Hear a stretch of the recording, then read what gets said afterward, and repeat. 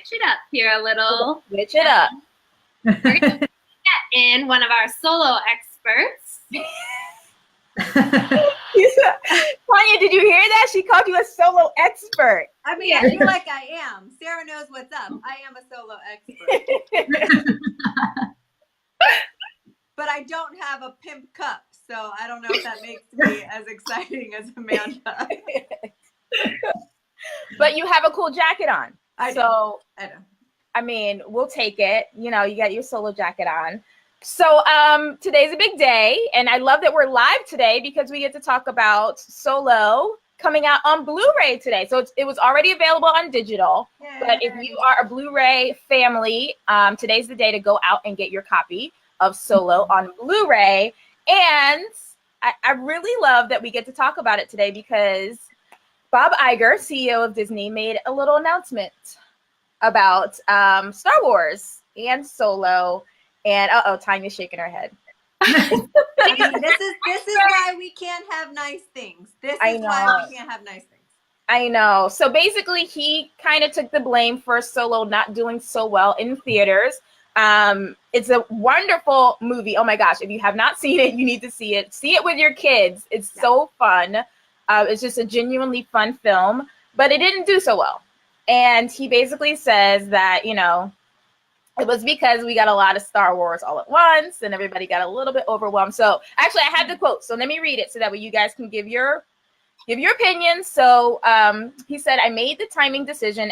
And as I look back, I think the mistake that I made, I take the blame. It was a little too much too fast. You can expect some slowdown, but that doesn't mean we're not going to make films. J.J. Abrams is busy making episode 9.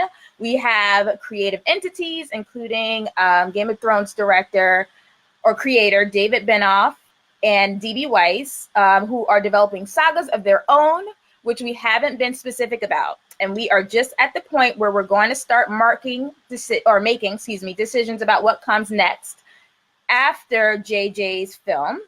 But I think we're going to be a little bit more careful about volume and timing, and the buck stops here on that. So basically he's saying, my bad, I messed up.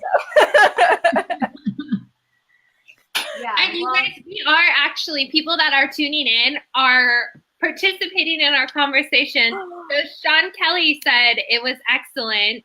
Yay! So people are liking, they still like it, even if, you know, he also added they made room for a Solo sequel, and he would still want to see that. So it's nice we're getting some people. Oh, and then just throwing it out there, we've got some more people commenting, so I'll pop those up as they are fit.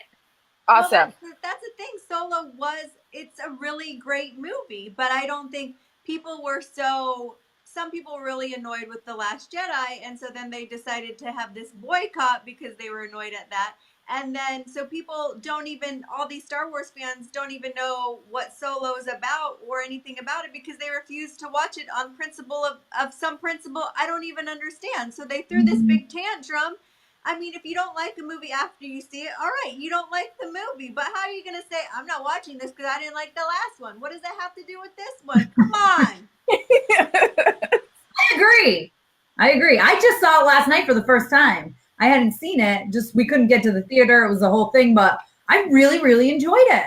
The one thing with watching a movie that's a prequel like that is like, oh, gee, I wonder if he's going to marry this girl. I mean, I wonder if he's going to make it out of this. Is he going to die? Like that sort of thing, But like, I really enjoyed it. And my husband really liked it too.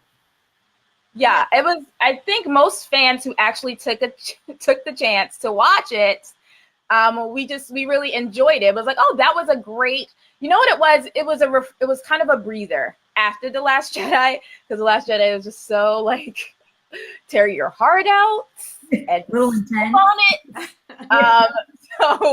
And it was a nice refresher. So I love that Bob Iger has basically taken the blame for it. And I'm okay with the slowdown of what's to come in the Star Wars universe, but at the same time I'm not, because I'm a fan and I'm just like, give me all the things all the time.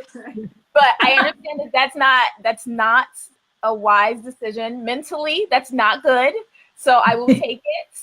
And we have so many things coming up. Like Tanya is going to be our Disney parks connoisseur. So we're going to see a lot from her when it comes to Disney parks. So obviously we got some parks, some lands opening up when it comes to Star Wars. So we got other things going on. Like we don't need more added to that plate until it needs to be added. So I don't know. I thought that was pretty cool that he actually said that publicly and like said, okay, guys, I get it. You know, I apologize, which is, you don't see a lot of like heads of studios doing things like that, you know? I agree. It was really quick after, like, it was only a few months. It wasn't even like a year.